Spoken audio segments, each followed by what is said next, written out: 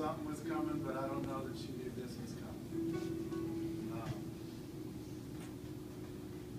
She's been everything. And, 25 years ago, we were working at Sears. America shops for husbands and wives. And I was a security agent. She was a cashier. And in the security room, they have a bunch of closed-circuit TV monitors. And there always seemed to be one on her, and nobody could figure out why. And I didn't do it. But it was clear that that there was an interest, and her parents were real guarded, growing up Catholic, and thank God for that, right? Thank God for being guarded with your kids. I think my kids know very well how that goes. Maybe too much, but we just want the best for our kids, and so I respected that. And it wasn't until they allowed me to bring her home one night, because she was riding the bus in LA. Not a good thing at night for a young 18-year-old lady. So I offered one night, and they allowed me to do that, and went over there and had some carne asada. Not a bad deal. I said I could get used to this. I'm not sure they could get used to me, but the food was good. So, but you know what? Me, I didn't know God growing up, and did all the drugs and drinking and all that kind of stuff. And when God delivered me from that, I really took it seriously. And I'm not saying that people don't. I'm just saying something happened to me where the things that I used to do, God He just took them. And I've really tried to give that to others so that they don't have to struggle with the things that we struggle with. And in doing that, when I make a commitment in my life, a covenant before God, I take that real serious. And we're here 25 years later, because I took my marriage really serious. And I made a promise to this lady right here 25 years ago today. And we're here 25 years later.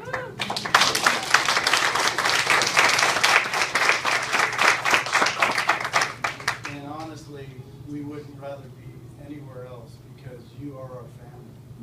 We don't have our close family outside of our kids here in town. We came up here 14 years ago because my job relocated. We left everything down. We had to get everything back up here. Church, school, the whole deal. And we did. And I don't want to be anywhere else. And I think my wife would say the same thing. We love it here at this church. We love our people here. And we're not going anywhere. Our children love the town. They have excelled here, and to God be the glory for listening to Him and coming here and being on His journey.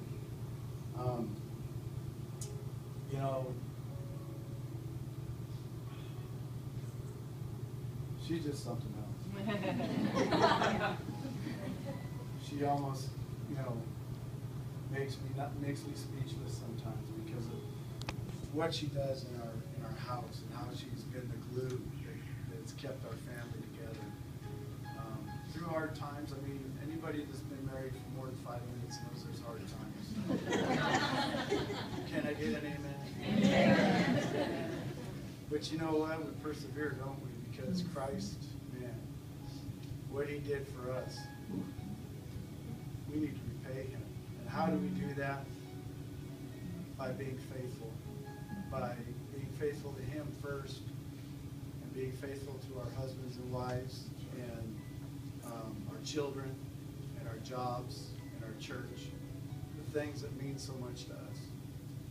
So with that, I want to say to my wife that thank you for just being my wife and my love and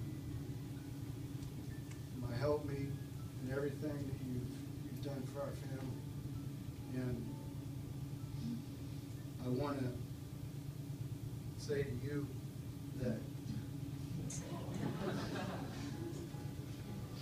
I want to renew our vows because I love you so much. And I'm asking you to marry me again.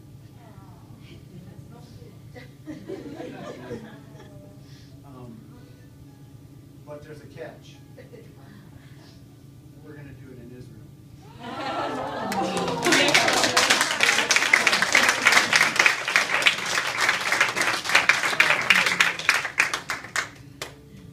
Oh, is there a yes or a no? Yes.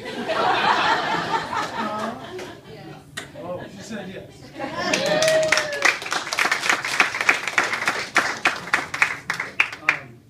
Been talking to Pastor Paul about the possibilities of doing that. He didn't hesitate for a second, and we look forward to that. We've got a lot of work to do because it's not free, but it's possible because all things are possible with God.